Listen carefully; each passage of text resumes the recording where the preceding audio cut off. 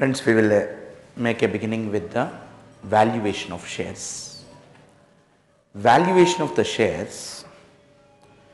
Before we start that, let me remind you, you at the PCC level studied a topic called as cost of capital and capital structure theories. There you studied how do you calculate the cost of equity, KE, how to calculate. There are about 5 methods of calculation of the cost of equity. Now here in the final you are going for valuation of shares. Here also you have about 7 methods by which you can value the share. See, any of these methods basically goes into 2 different approaches. If you ask a layman also how to value the share, he could very well say that what are the assets which are there with the company, what are the liabilities which are there with the company. You reduce from the assets the liability, and you also reduce there from the preference share capital what are the assets available to the shareholders divided by number of equity shares will give you the your value per share. But the other school of thought is what? The other school of thought is it is not the asset based approach, it should be the profit based approach. That is, in profit based approach, how the things are going for, you are trying to capitalize the future profits which you are going to earn using these assets, and that future profits need to be properly discounted, and then those profits are to be capitalized with the expected return, that is the cost of capital, or that is the normal rate of a return expectation. Then you get the value of the business, then you divide with the number of equity shares so that you get a value per share. So like that we have 2 approaches. One is the balance sheet approach, that is taking the assets and liabilities into consideration, how do you value it.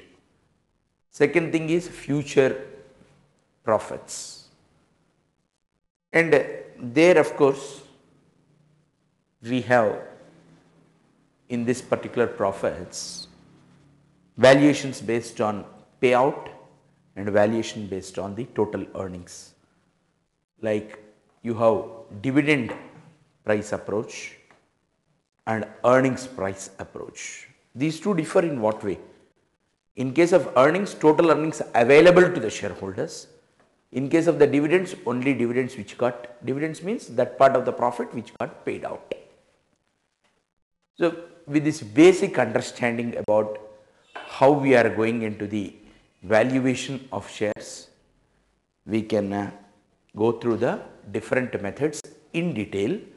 First I am trying to explain that particular methodology, so that what will happen with the aspects that we discussed now, when we start the problem section you can have a comfort in following that particular procedure.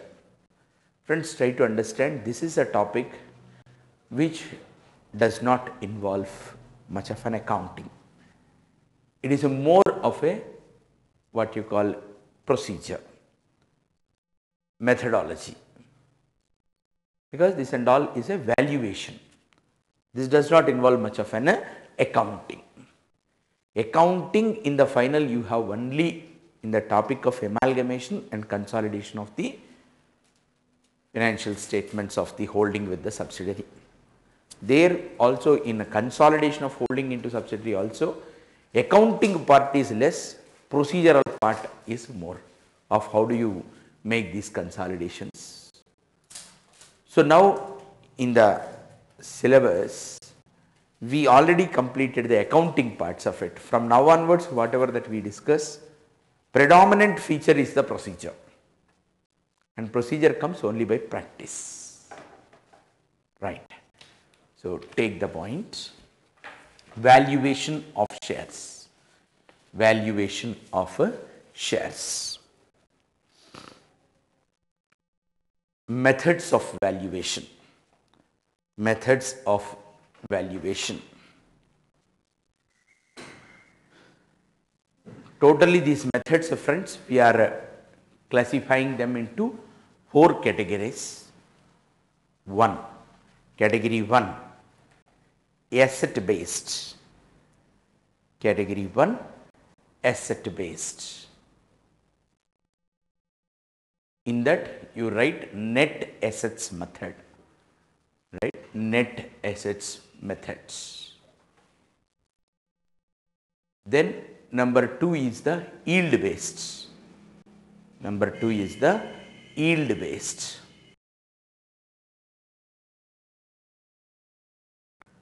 What is the concept of this yield based? Yield in what sense? Earnings capitalization, dividend capitalization. In that there are 2 methods. Number 1 is earning capitalization. Number 2 is the dividend capitalization. Number 1 is earnings capitalization. Number 2 is the dividend capitalization.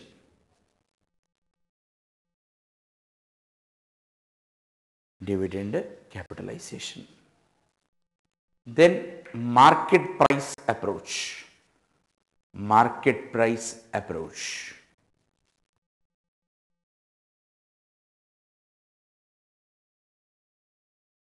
Under this again you have 2 methods.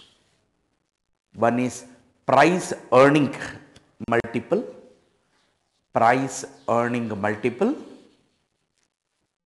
and book value multiple.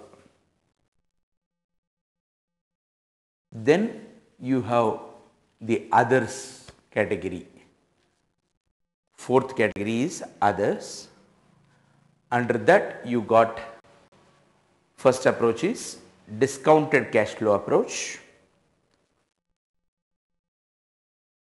Discounted cash flow approach. Number 2 is the fair value approach. Number 2 is the fair value approach. Right. Now, having understood what are the methods of valuation of share, each individual method, the intricacies and the points to remember and the procedure to follow, that we will take up. Friends, although you have an handout wherein all these things are in detail given, we take it as a pleasure to explain you all these things, because unless procedural wise you are clear with problem, it will be difficult to do. And I expect all the students to write clearly these procedures. First is the net assets methods. Net assets method. The same we also term it as intrinsic value methods. The same we term it as intrinsic value methods. So, what is the procedure of ascertaining under this method? First thing is, you have to calculate the value of the net assets which are available to the shareholders and should divide the same with the number of equity shares. For that, step 1, determine the net trading assets. Determine the net trading assets. Determine the net trading assets. Here, friends, is it book value or is it fair value? We say it is not the book value, it is the fair value. It is the fair value. Of course, what all that you learned while studying that valuation of the goodwill, the same principle here also do equally apply. Then only thing is, to the net assets which you calculated for the purpose of the goodwill, what you need to do? There you should not include the goodwill, but here for the purpose of valuing the shares, you have to add the goodwill also, because there the purpose is valuation of the goodwill, here the purpose is valuation of shares. So add non-trading assets, add non-trading assets. There, while valuing the goodwill, you are not considering the what you call non-trading assets, but for the purpose of valuation of the shares, all investments including trading and non-trading investments, everything will come. Add non-trading assets. This also at fair value. This is also at a fair value. Then add goodwill. Then add a goodwill. From there what you do? Reduce less preference share capital. Less preference share capital. Once you reduce the preference share capital, of course, if there are any arrears of preference dividend, that also you please reduce. Brackets you write, including arrears of dividend, including arrears of dividend, if the shares are cumulative, if the preference shares are cumulative. And then less proposed dividend, less proposed dividend. What is this proposed dividend, friends? This proposed dividend is for equity shareholders. If there is any proposed dividend, that also you reduce, so that what you get is the net assets available to the equity shareholders. Net assets available to the equity shareholders. Here, friends, try to understand. You might have studied about investment accounting at your PE2 and PCC level. You know pretty well what is ex-dividend and cum dividend. If the problem does not specify what is that, you assume it's an ex-dividend. In case of debentures, it is an ex-interest. Whereas if the problem clearly specifies, then what problem specifies you will take. So in case if the problem want that it should be in the cum dividend or cum interest, it is a bounded duty of the question setter to specify what is it, a cum dividend or cum interest kind of situation. Of course, at the time of acquiring the investments, if we talk about cum dividend and ex dividend, what does it mean? In case of ex dividend, apart from the quotation price, you will also pay towards the dividend. Whereas if it is a cum kind of situation, whatever the quotation price is there, that itself includes in it the dividend component. Now all this discussion, now in what way it is relevant while valuing the shares? In what way it is relevant in valuing the shares is the valuation need to be carried out ex dividend or cum dividend?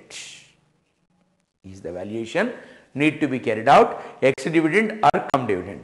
If the problem is silent, it is to be done based on the ex dividend only, and if the problem is specific that it has to be done in the cum dividend, then while valuing the net assets, don't reduce the proposed dividend.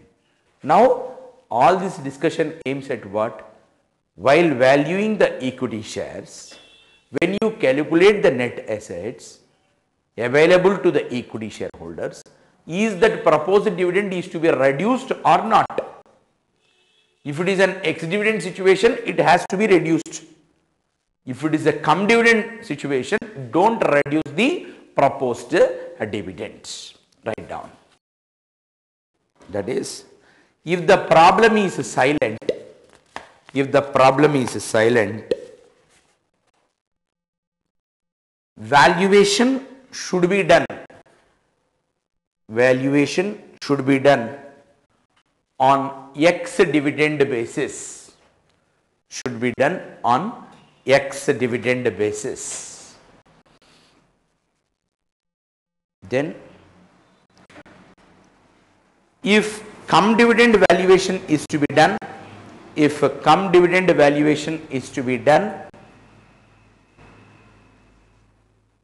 comma, proposed dividend should not be deducted.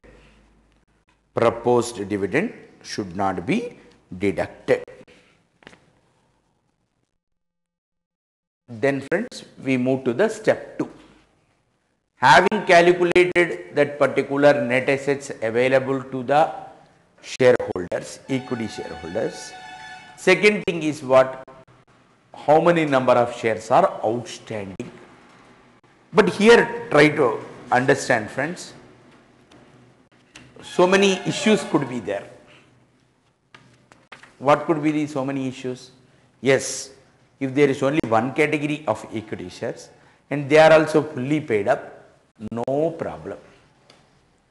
But many a time it is not the case. There could be calls in arrears. There could be two different equity shares with two different paid up values. These are the issues that will come. As a result of that, you should first calculate number of equity shares outstanding. How do you do that? Then step 2 is determine the number of shares outstanding. Then step 3, net asset value per share. Step 3 is the net asset value per share. How do you calculate the net asset value per share?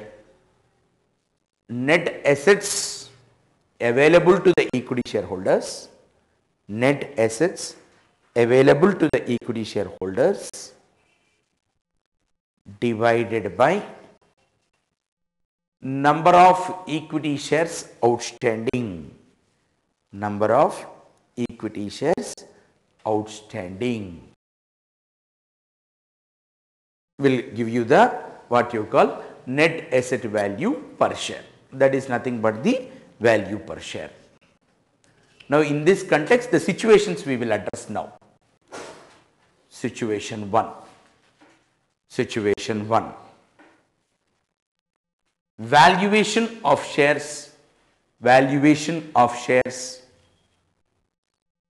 on which calls are in arrears. On which calls are in arrears. That is number 1. What you need to do? You calculated already what? You already calculated the net assets available to the equity shareholders. To that you add the calls in arrears. Then you carry out the exercise of net assets available to the equity shareholders divided by number of equity shares. After you arrive at the value per share, you reduce the calls in arrears so that you get on those shares where calls in arrears are there, what is the value per share. Those shares on which calls are not in arrears, what is the value per share. So first what you do, for uniform valuation, add the calls in arrears to the net assets and then calculate the value per share, and then you arrive at value per share of those shares where calls in arrears are there. So reduce from the value per share the calls in arrears. So write down, include the amount of calls in arrears. Point number 1, include the amount of calls in arrears as a part of net assets. As a part of net assets. Then the next issue is the value per share arrived. The value per share arrived represents represents the value of fully paid up shares, the value of fully paid up shares. Then value of partly paid up shares is equal to value of partly paid up shares is equal to value of fully paid up shares, value of fully paid up shares less calls in arrears per share, less calls in arrears per share.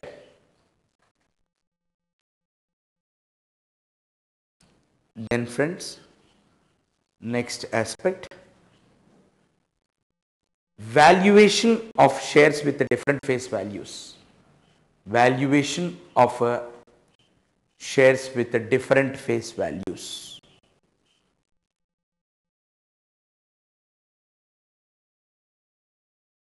Of course, here once shares are of with a different what you call face values, there are two approaches. What are those two approaches? Forget about the face value of the shares. Find out the total paid up value of shares with the different face values. The net asset value you divide with the total paid up capital, so that value for 1 rupee of paid up capital, what is the value of the share will be known. Subsequently, you make use of, for each 1 rupee of the paid up value of the share, once you got the value per share, for the paid up value of a particular category of the share, what is the value? That is one approach. Second approach is what? Convert the different shares with different denominations of face values into equivalent number of shares. Let us suppose there are 1000 shares of 10 rupees and 1500 shares of the 5 rupees face value. So first you convert 1500 shares of 5 rupees face value into equivalent number of 10 rupees. It will be 750. So the 750 plus that 1750 is the equivalent number of shares. And you calculate for that equivalent number of shares what is the value per share. And once you get that, divided by 2 will give you the what you call value per share of shares of your 5 rupees value, and 10 rupees value, already you got the point. Like that you have to go. Write the approach, then you will be more clear. Valuation of shares with different face values. First, determine the total net assets. Determine the total net assets. Then determine the aggregate paid up capital of different classes of shares. Determine the aggregate paid up capital of different classes of shares. Then determine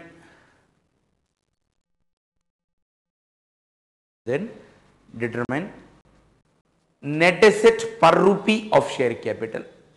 Determine net asset per rupee of share capital.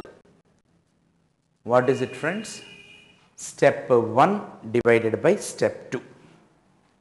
Step 1 divided by step 2. That is total net assets divided by aggregate paid up capital.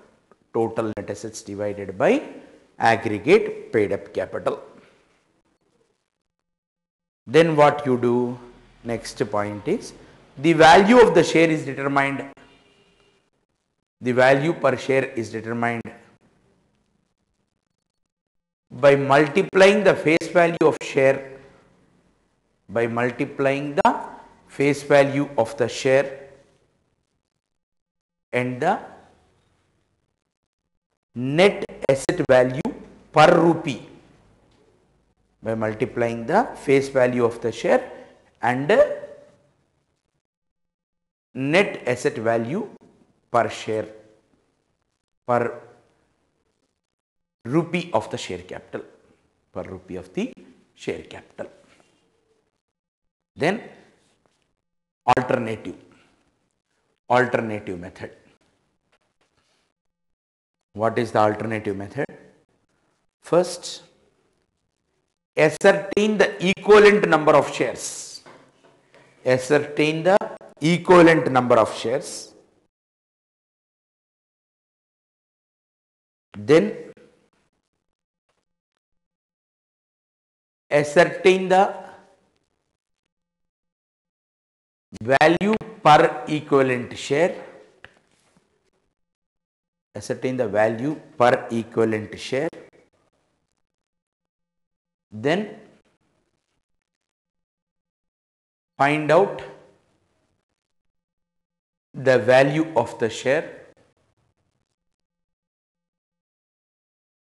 by taking the same base,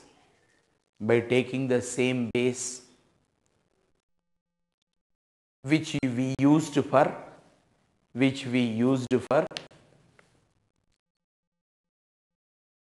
calculating the equivalent shares.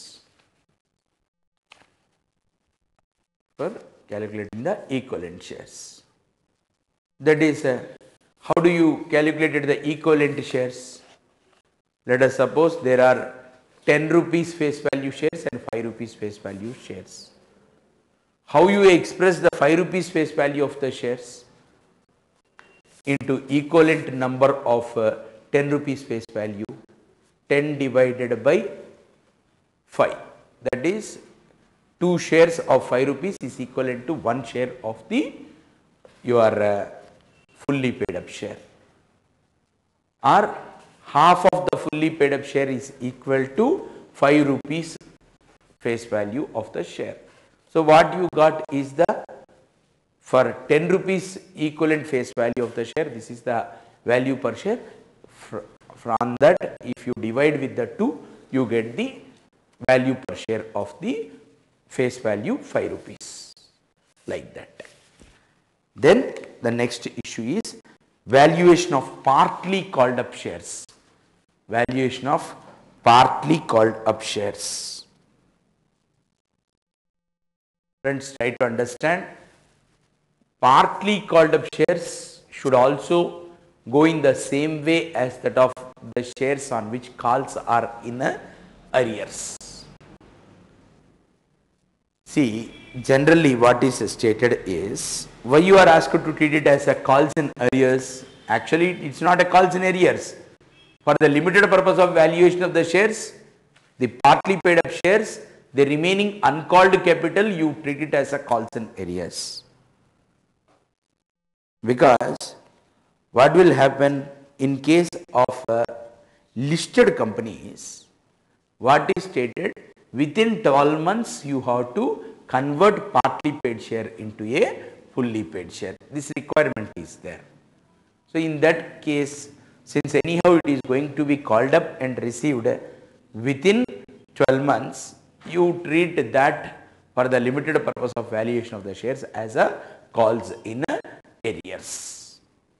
Whereas it is not a listed company and you are not going to what you call make that unpaid capital called up in the near future, then treat this paid up value itself as the face value kind of thing.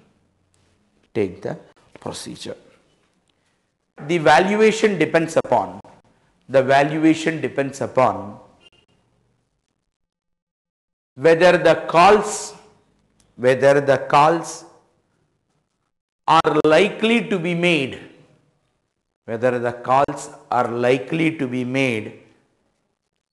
in near future or not. Then listed companies have to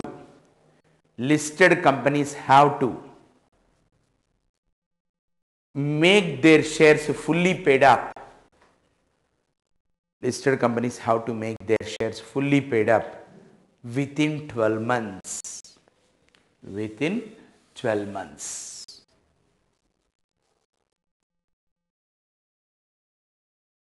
Then, point number 1. If calls are likely to be made in future, if calls are likely to be made in future, in near future, valuation should be done. Valuation should be done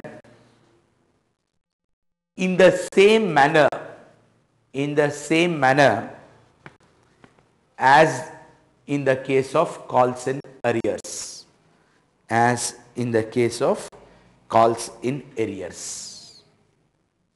Then the next issue, friends, calls are in case, number 2, in case if calls are not likely to be made, in case if calls are not likely to be made in the near future,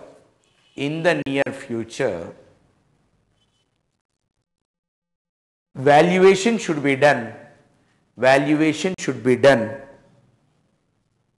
in the same manner, as shares of different face values,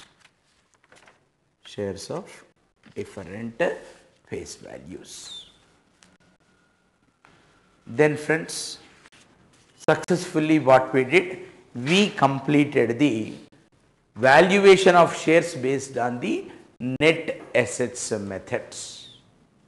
And the different issues also I covered. What are the issues? When shares are partly paid up, how do you do that? When there are calls in arrears, how do you do that? When shares of different face values are there, how do you do that? That we completed. Now we will move to the next approach. After completing the first approach, the next approach is what? That is your approach number 2 is the yield based approaches. In the yield based approaches also you got first is what? Earnings capitalization. Write down earnings capitalization methods. The same you call it as price earning capitalization value. The same you also call it as price earnings capitalization value. Whenever we talk about earnings price approach, it is more like what? In case of valuation of the goodwill, you learn capitalization method. In capitalization method, what you did? Future maintainable profits you divide with the normal rate of return, you got the value of the business like that. Value of the business minus capital employed gave you the what is the value of the goodwill. Here what you do? You first arrive at the value of the business by capitalizing the future maintainable profits and divide that capitalized value of the business with the number of equity shares, so that what you get? Value per share. But write down the procedure. Step 1, determine the future maintainable profits. Determine the future maintainable profits.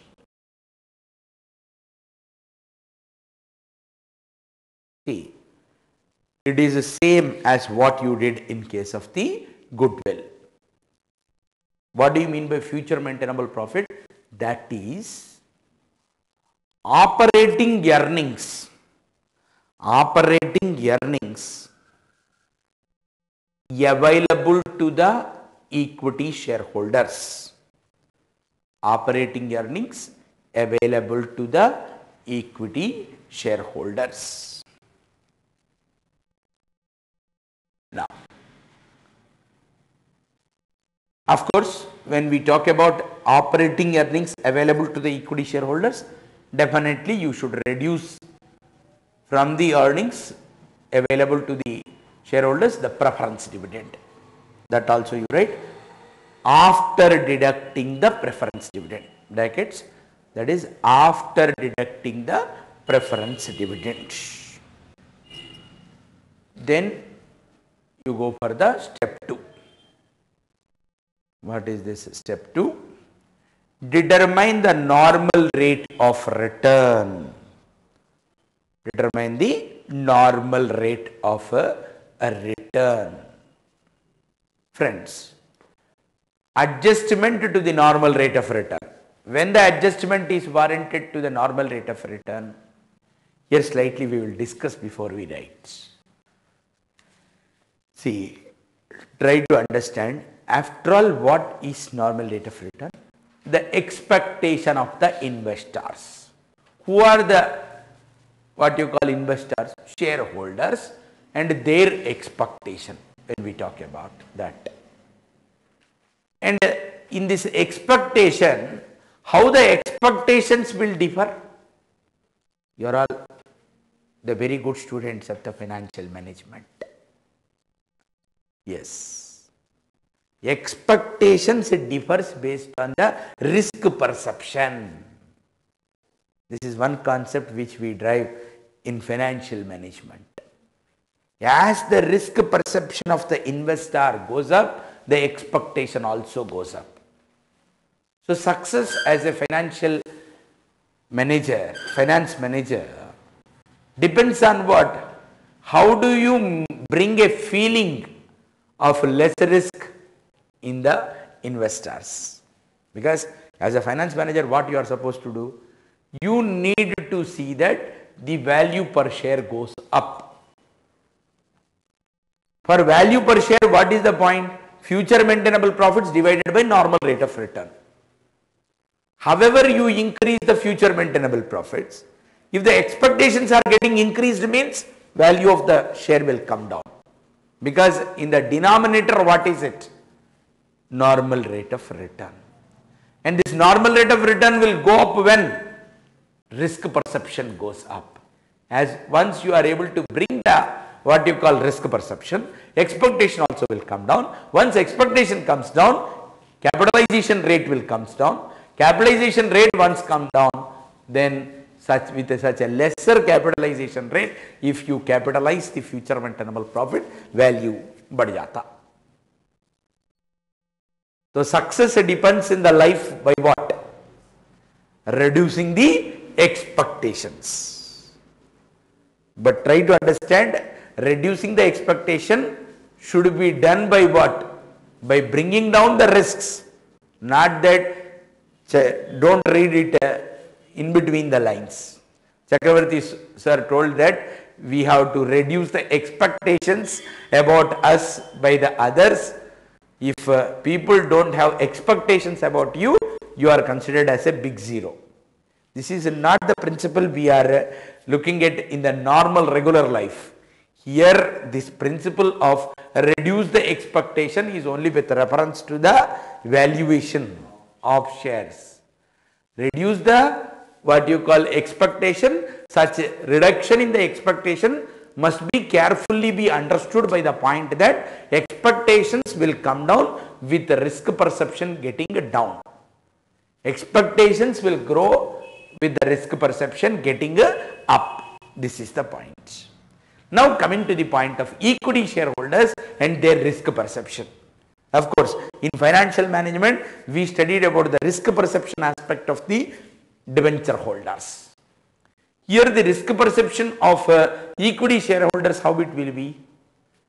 Here the concept that we are trying to drive is based on the percentage of holding. See, in a company, if you have got 25% shareholding, so what you can do? Successfully you can stop a special resolution. Because for special resolution, you require 76%. If in a concern, you have 51%, then you can see to that a particular ordinary resolution can be passed. So, the point here is, depending upon the percentage of holding of the shares, risk perceptions do differ. Once more risk perception is there, premium is to be added to the normal rate of return. The whole lot of point here which we want to drive is, when you have to add the premium, risk premium to the normal rate of return, and with that increased percentage, when you need to what you call value the share by capitalizing the future maintainable profit. Once risk perception is coming down, expectation also comes down. In that case, you have to reduce your normal rate of return. So, adjustment to the normal rate of return gets increased with the risk perception getting increased, and normal rate of return gets reduced with the risk perception coming down. This is the point. Write down. However, adjust for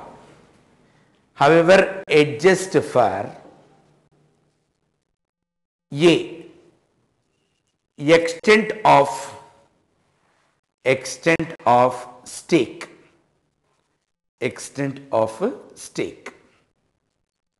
What do you mean by extent of stake, and how it is going to influence your normal rate of return? Write down that example. 26%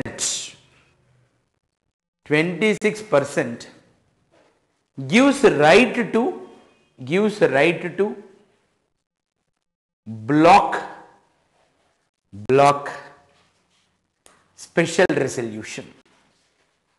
block special resolution. Then 51% gives right to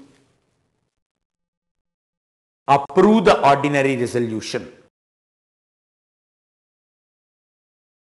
Then 75% gives right to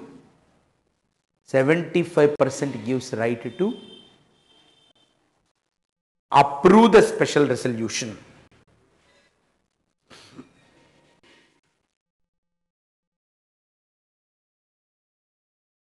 Thus, as the extent of holding increases,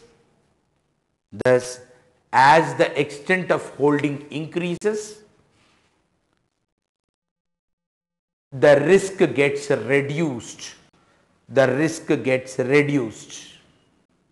Because you have the power to decide about major management issues. As your holding gets increased, you will have a say in the company more. As you have say in the company more, you can reduce your risks. So, as the extent of holding increases, risk reduces, and hence NRR is also to be reduced. And hence NRR, normal rate of return, is also to be reduced.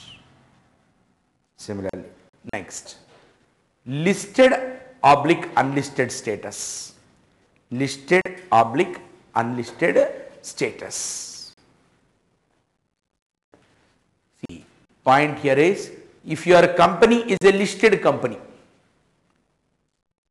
you always have an exit option. Once there is an exit option, risk is always less. If your company is an unlisted company, you don't have the more exit option open. Naturally, your risk is more. So, the story is all about what?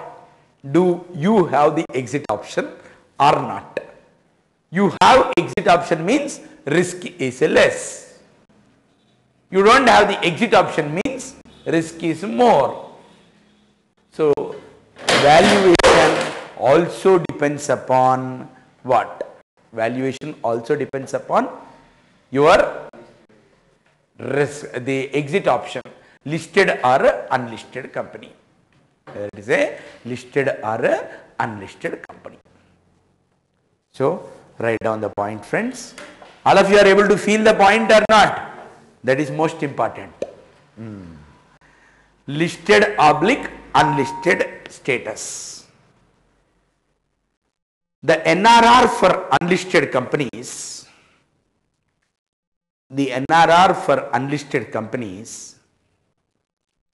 has to be adjusted,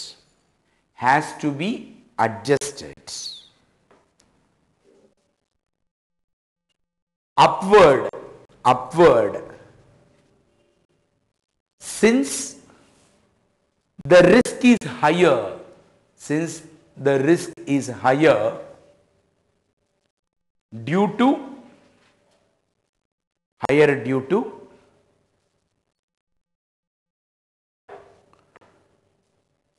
lower or lack of exit option.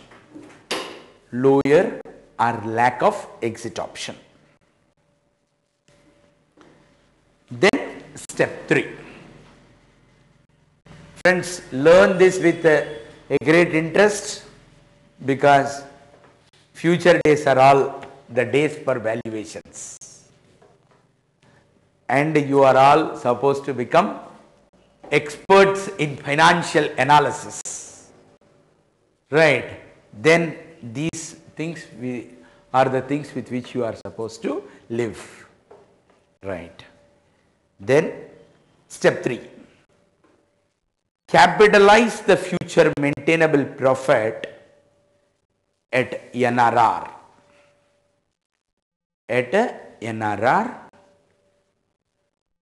which will give us the value of net trading assets, which will give you the value of net trading assets. Thus, value of net trading assets is equal to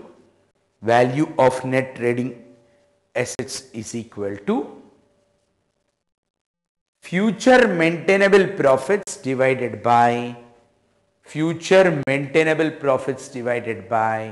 normal rate of return.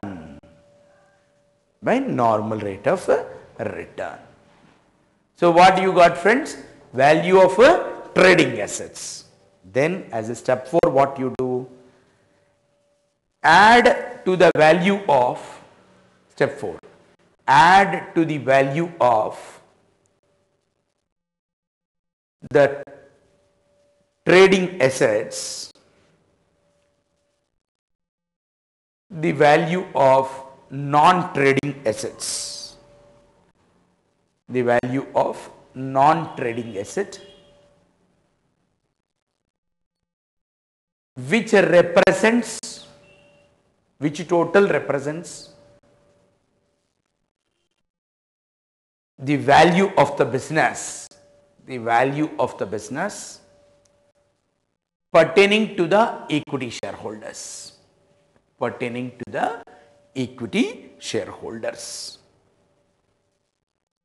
Then value per share is equal to value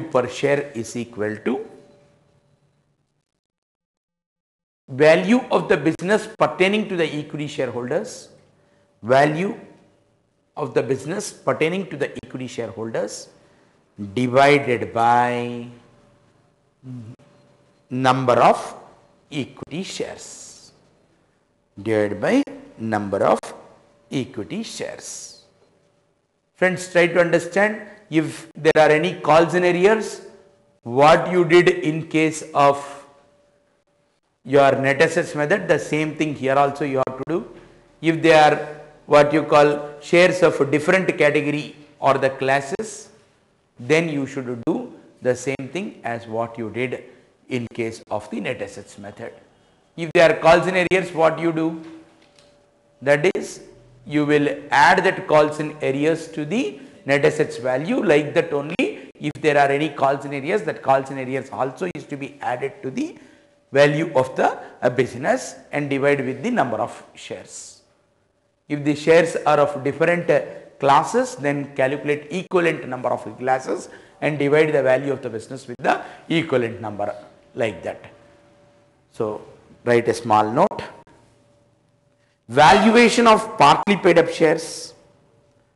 valuation of partly paid up shares, or valuation of shares at a different face value, or valuation of shares at a different face value, or value of shares or value of shares where calls in arrears are there,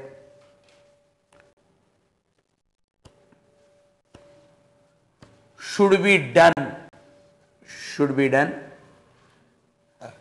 ascertained by adopting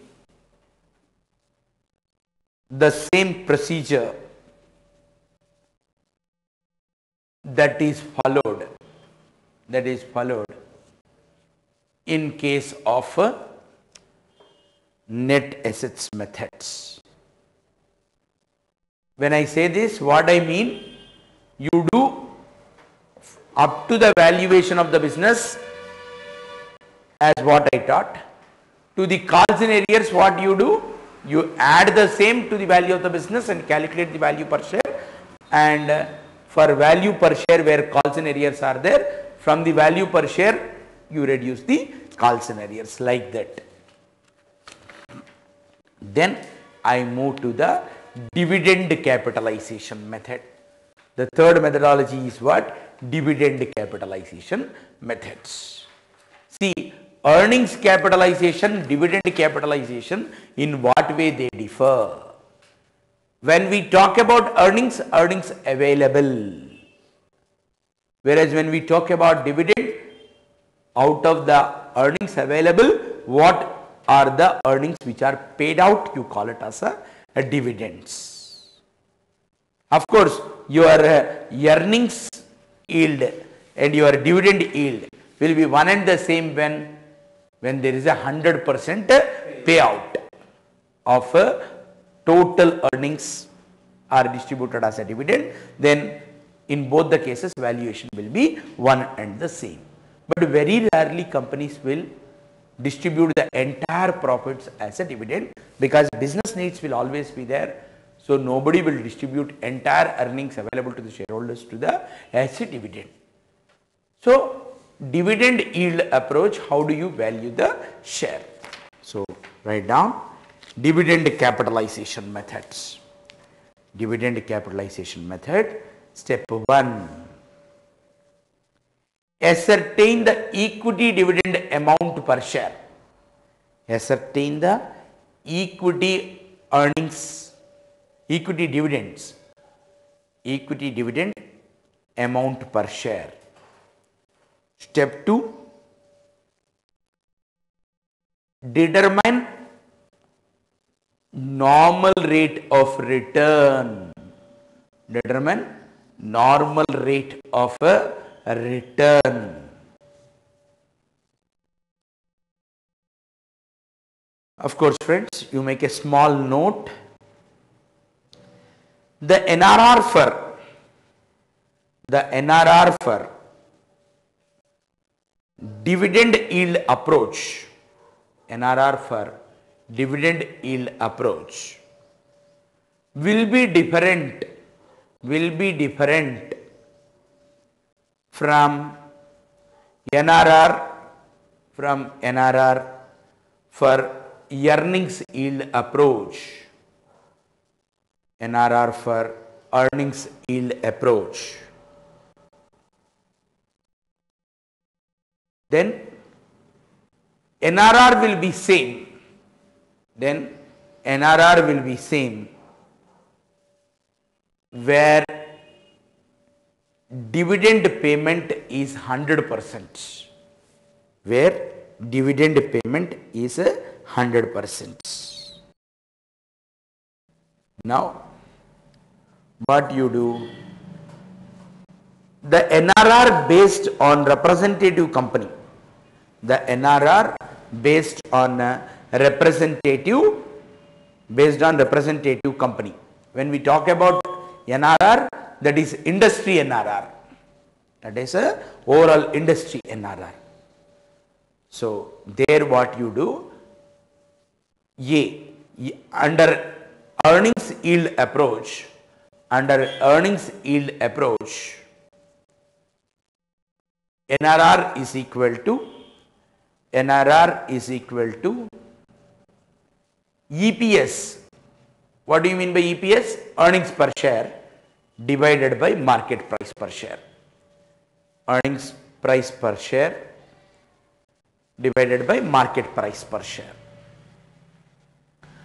Under dividend yield approach,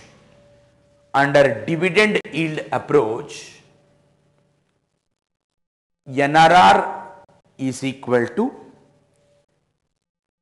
dividend price per share divided by market price per share. Dividend price per share divided by market price per share. Then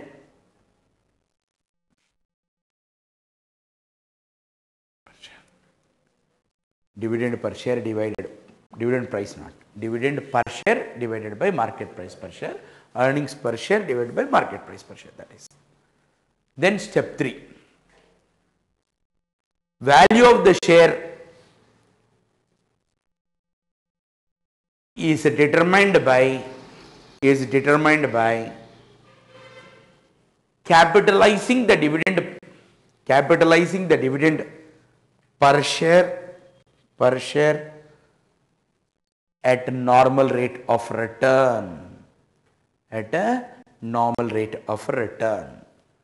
Dividend per share is our own dividend per share. Normal rate of return is the industry average. So value per share is equal to dividend per share divided by normal rate of return into hundreds. Note, in the case of shares of different paid up values, in case of shares of different paid up values, value of partly paid up shares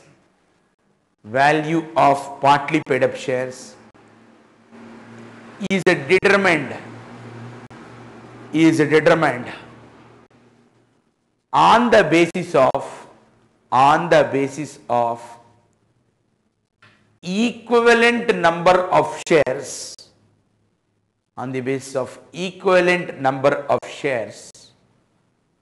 on proportionate basis.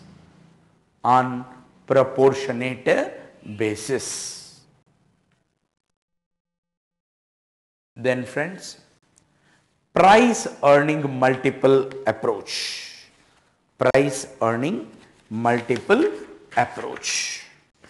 Friends, we completed the 2 methods under the yield based approaches. Now we are going for the market price approach. So far, what is it? What is the yield? There are 2 types of yields. One is earnings per share and another is the dividend per share. Now from the yield approach you are moving to the market price approach.